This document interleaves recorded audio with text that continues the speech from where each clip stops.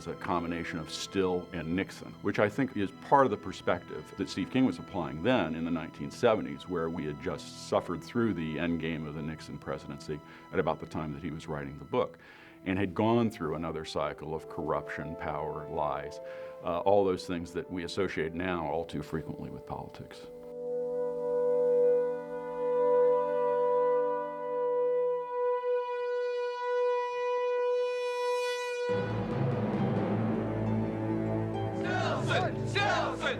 The visions did get longer as the film progressed. They were flashes, obviously, at the beginning, until when the theme was bigger, with Stillson, the presidential candidate. It was a whole scene. The lead character, Chris Walken, he has this psychic power to see into the future. And when I meet him at a campaign rally, he shakes my hand, and with the contact, he gets a vision of the future. And that's where this incident takes place, in the future, where I've become president of the United States, and I decide to push the button and start World War III and end the world, literally. My destiny. Of course, the movie is very subversive in a way because you can see it as an apology for political assassination. And if you really look at it from a distance, both the book and the movie are suggesting that under certain circumstances, assassination is justified, that a man alone, based on his visions, could be justified in assassinating a successful politician. And that's a fairly heavy thing to suggest, and it means, once again, for it to work in the movie, that we have to believe that what Johnny sees is true. That's another reason that I wanted to see it from his point of view, because I wanted the audience to feel that it was justified, and then when the movie was over, to say, wow, I really wanted him to shoot this man, but I wanted the audience to be complicit in the assassination attempt. And of course, he needed an opponent who was also grandiose, and that was, of course, the Martin Sheen character, Stillson, a man who is a rabble-rouser and a dangerous politician.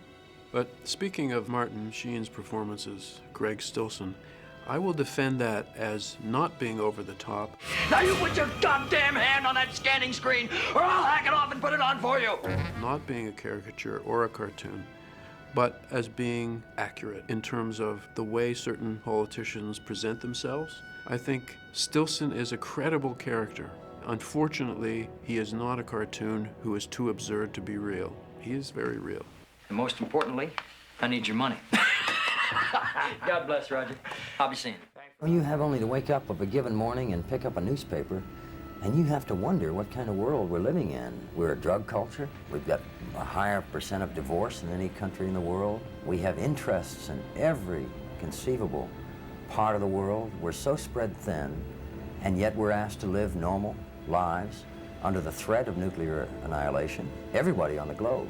So you have to wonder what is sane and what is not sane. I think you have to have a connection with a far more important reality than what's going on here. You have to find in other people that quality which you best seek in yourself, the very best in you. Not project the worst on others and expect the worst. You have to really expect the best, because times are so anxiety-ridden and so precarious that maintaining one's sanity can be a day-to-day job. I've often felt that acting was above all good therapy, because it gives the actor a license, as it were, to deal in areas that ordinarily he would be arrested for. So I think that in large measure it's a creativity that's thwarted that causes serious problems in the society. Johnny! The question was, what did Greg Stillson do to end his career? What happened? He had to do some really terrible, obviously cowardly thing to end his career, because Johnny doesn't shoot him, he escapes. Johnny instead gets shot, but somehow Stillson's career is going to be over. And of course, he commits suicide. We see that in the future he will commit suicide. What makes him do that? What he did was he grabbed a baby and held it up to protect himself so that he wouldn't get shot. Something that if it did appear on the cover of Newsweek, as you see in Johnny's flash forward to the future, would end a politician's career. Don't! In the original novel, it was just a child from the audience. He grabbed someone, whoever was handy. In the motion picture, the child is actually the child, of course, of John Smith's beloved. And it makes the scene even more powerful. I thought, well, of course she has to be there at the finale, and why not bring her baby? And so we had to hustle around and find this baby. And like the first baby, this baby was kind of cranky. So the baby is always crying. Just a side note, the kid who takes the photographs is the only member of the Sheen family who hasn't been an actor. He was there visiting his dad, Martin Sheen, and David said, here, you take the pictures. So he takes the Newsweek photo. When Martin Sheen's character, Greg Stilson, is prevented from winning the primary, we had a two-walled motel room. It was just him on a bed with a night table, and I think we just put black fabric in the background and kept it very stark.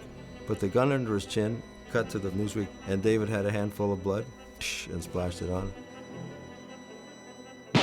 Now, in the novel, the closure that Sarah receives is different in its depiction, although the same emotionally. And she has a closure through a scene where she goes to visit John Smith's grave, and she suddenly feels a touch on her shoulder.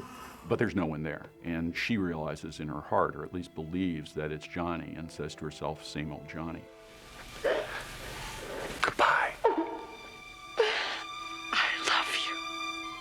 The ending was a big set piece, and it went from pretty wide things to basically a love story between the two of them, or the return of the love story, the resolution of the love story. It was quite small, and it was personal, and it ended that way.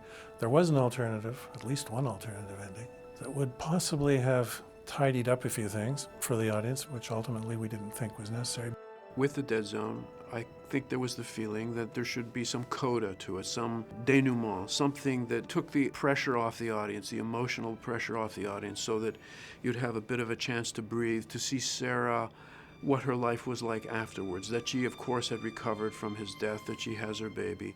But it just seemed to diminish the movie by doing that, rather than enhancing it by making it fuller. The power of that moment, it was as though it just felt like that was where the movie should end. David has an ability to hold back everyone's emotions and then grab you by a particular organ you hadn't thought of. In this case, I think it was the first time he'd reached for the heart rather than the throat. One of the interesting things about the combination of Stephen King and David Cronenberg in The Dead Zone is that it's not really a horror movie. But that combination was delivering something else. And it's interesting because the visuals of the film are very much attuned to that, and the music is very much attuned to that. Michael Kamen's score is a very idyllic score. It's a brilliant background score for that particular film, and it never once indulges those kinds of tropes that we tend to hear in horror film scores. Instead, it very much stands on its own and serves as an emotional backdrop for the visuals that Cronenberg delivers. You're finished.